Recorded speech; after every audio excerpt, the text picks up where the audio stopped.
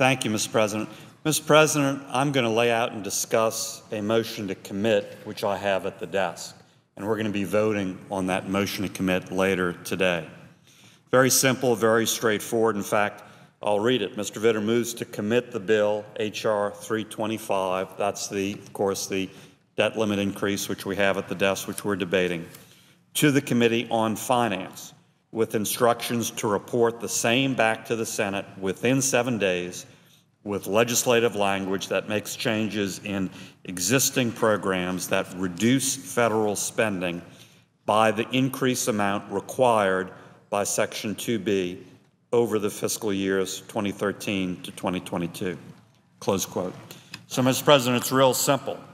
Whatever we're increasing the debt limit by, we're reducing spending.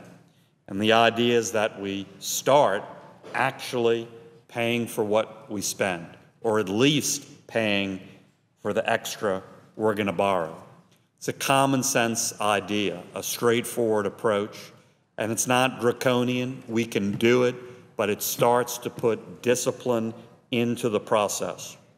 This bill before us suspends the debt limit until May 18th.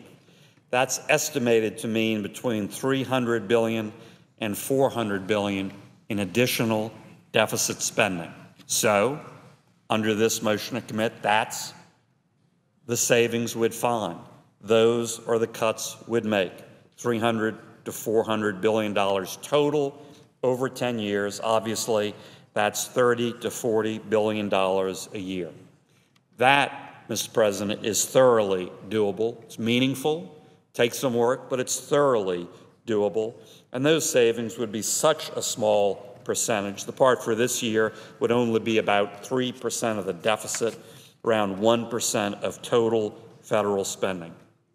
Mr. President, if we can't find between $30 and $40 billion a year in savings, is there really a way we can agree to major budget reforms?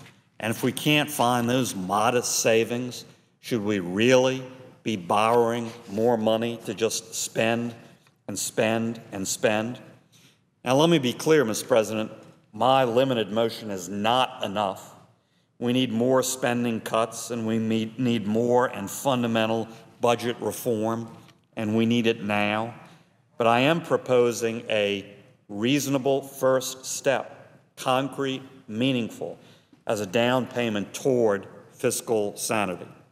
So this bill is short-term. It's a patch. It's 3 months. But it puts us on the right path. It's a concrete, meaningful first step. Surely we should have learned by now. Congress passed the last debt limit deal in 2011, but we got a credit downgrade anyway. Now, as we continue just to rack up more and more debt without spending reform, without budget reform, a new downgrade has to be on the way. It's not a question of if, it's just a question of when. All the credit rating agencies have maintained their negative outlook, including after the fiscal cliff deal. The problem, as it was with the deal passed on New Year's Day, is not that we're taxed too little. The problem is we clearly spend too much. Not enough folks in this building recognize that. Everybody in the real world recognizes that, and certainly the credit rating agencies recognize that.